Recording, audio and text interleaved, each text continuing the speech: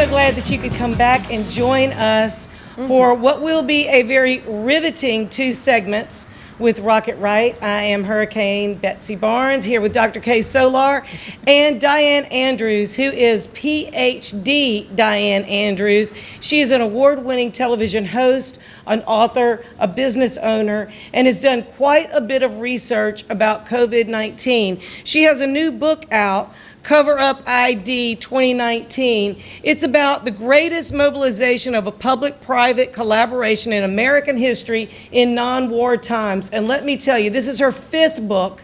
She has written fiction, nonfiction, and this you will find very enlightening about exactly what has happened pre-COVID, during the short time of COVID. I know it feels like forever, but it's actually been a very short time in the scheme of things, and then what we can expect going forward, and the leadership that gave us not only the mobilization that Diane talks about in her book and that we're going to talk about, but also about the leadership that made our country the greatest country in handling COVID-19. Whether you agree, whether you don't, you need to stay tuned because there's some great information here. So thank you so much for being with us. Diane is the host. Thank you for having me. She's the host of In Black and White. You may have seen her in one of 3 million homes all over the state of Louisiana, into Mississippi and Texas, and we're so thankful that you could be here.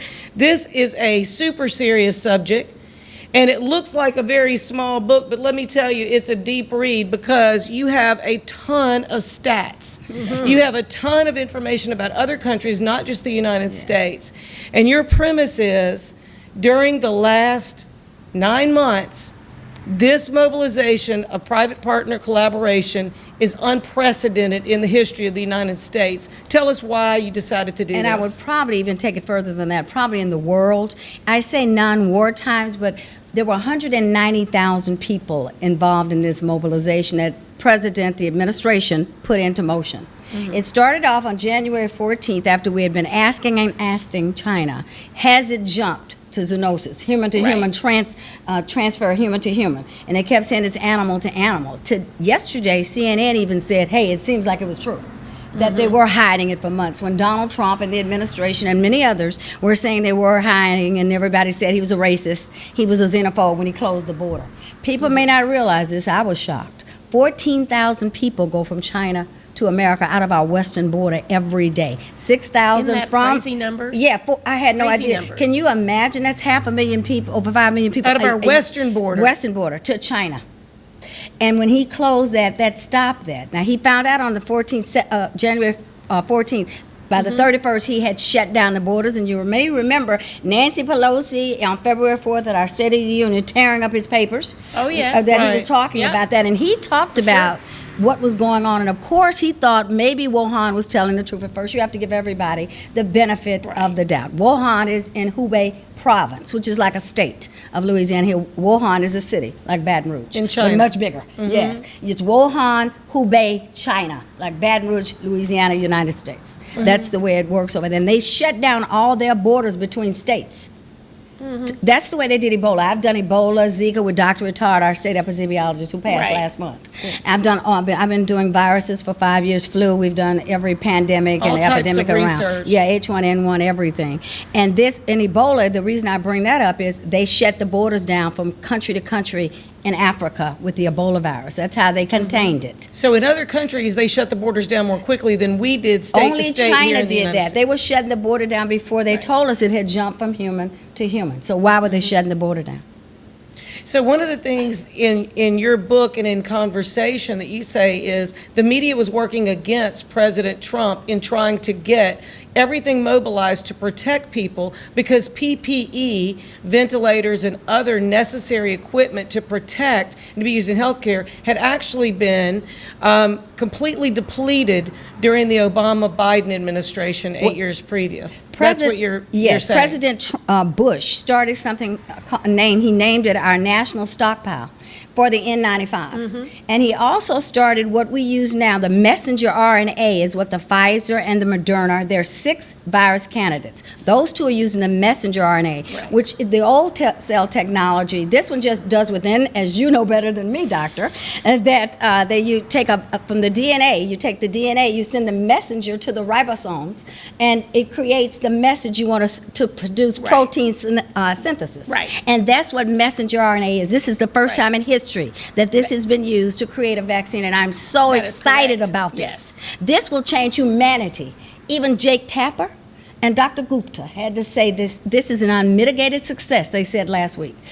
Joe Scarborough on MSNBC also said this is unparalleled from the administration. If those people said this who were calling him xenophobe when he shut our borders down, if he hadn't, we would have lost 20 million people, I believe, from that. Now, IHME out of University of Washington, which Bill Gates funds, that is the only grants they've ever gotten. That's who did our modeling that Dr. Fauci and Dr. Burke used. Now, I hope you're listening. If you just tuned in, this is Dr. Diane Andrews, and she has done a book about the cover-up of COVID-19 medical help, medical assistance. So if you're just tuning in, keep listening because she talks fast, but it's a lot of information, and it's so important for people to understand where we've been and where we're going. Right. He initiated the Defense Production Act. That is how the PPE was. President Trump initiated the Defense Production Act. That's right. That has not been used since the 1950s. Korean War. That was when it was started. That's the last time it was used during the Korean War, I think. Now, I know that's when it started, was in the Korean War. I don't think any other president had, but I don't know that for sure. But he did initiate the Korean oil refineries and other types of manufacturing what he facilities. did was he made GM and Ford, especially GM, retool with Ventec. They were creating ventilators in 17 days. I think it took, and I get so not happy about this, but so proud of what this country did. As I said, he had a man named General Soleimani. He's over the Corps of Engineers. He built 16,000 temporary beds in 3 to 4 weeks around this country. One in New Orleans, in our convention center. At the Memorial Convention Center. Yes. Jacob Javits, they built 3,000. You know how many they used based on what the states were predicting? Yeah. Based on the modeling from a study funded by Bill Gates. But they didn't model down to the state. The states did a lot of their own modeling because I had a former state assistant, a Louisiana state assistant epidemiologist on. We were doing a lot of our own internal modeling per state. But they used 182 beds of the 3,000. But they created almost 16,000. $1.7 million is the expense to build to that. the state. That's right. So, and also we sent the Mercy and the Comfort, which are 3 football fields long, 10,000 it was 2 ships. We have 2 hospital ships, the Mercy and the Comfort. California got one, and New York got the other. But after 3.5 weeks, they had to send them home because that was supposed to offload the hospitals. Right. As you know, in the beginning of COVID, the hospitals were the emergency centers for COVID, and everybody else had to wait. So he sent that there as Governor Cuomo kept a lot of his nursing home people in the nursing home, and many died. Yes. In the nursing homes. Still today, New York is not our largest state, but we have more deaths in New York than any state. When I did shows in August, being a mathematician, I looked at how many deaths we had in Massachusetts, New Jersey, New York, and Pennsylvania, all on that East Coast corridor. 65% of all our deaths in August were on those 4 states. If we had, and that was probably coming from some infectious disease doctors I did shows with, that was probably coming from Italy. Italy at one time was the #1 in the world for losing people at one time. And we do believe that there are multiple strands, and I think research proves it is, and there was a different strand that had mutated to Italy. And so we believe that people believe, scientists believe, and research shows that their strand came in from that, and that's why it was so prominent on the East Coast. But they did make critical mistakes keeping people in nursing homes that should have been going to get on ventilators. And allowing people coming in and out as contractors in nursing homes, like what happened at Lambeth House in New Orleans. Where it started here. Yes, they knew that people were sick.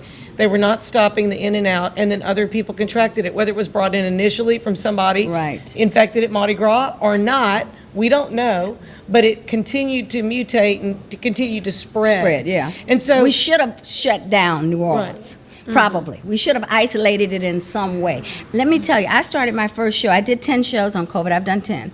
And I was doing shows in March. I gloved up, masked up, sterilized my studio, social distance my guests, and I never stopped. I did 30 shows since March. Mm-hmm. And so I don't understand why people. I knew about it in February. I was talking to Dr. Rittard, our state epidemiologist. Right. I talked to him in the hospital when he was sick.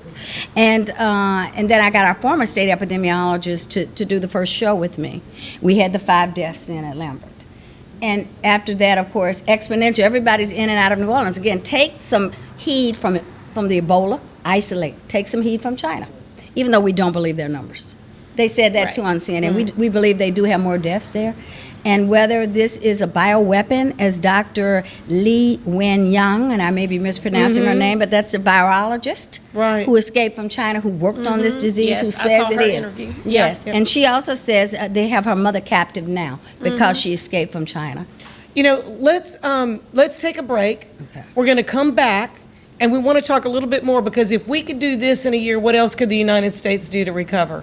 What could we do as a state to recover? And what could we do if we face any other challenges like this? We need to give ourselves a little pat on the back and credit where credit is due to the leaders of our country. And we're going to be right back with Diane Andrews, host of In Black and White. We'll be right back on Rocket Right Radio and TV.